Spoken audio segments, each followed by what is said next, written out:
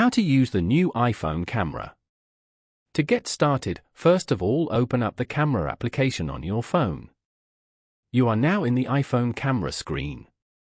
On this screen, tap and hold on the subject to lock focus and exposure.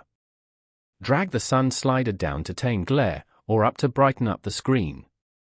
Tap on 0.5x for a wider picture, or tap on 2x to get closer to the subject. After that, go to the video section at the bottom. You can now press and hold the capture button and take videos from here. Once you're done recording, tap on the stop button as shown. Then, go back to the photo section. From here, tap on the flash icon once to turn it on. You can also use the other tools such as live photo, timer, exposure, filter, and more. Try out the filters from here and then choose the one you like.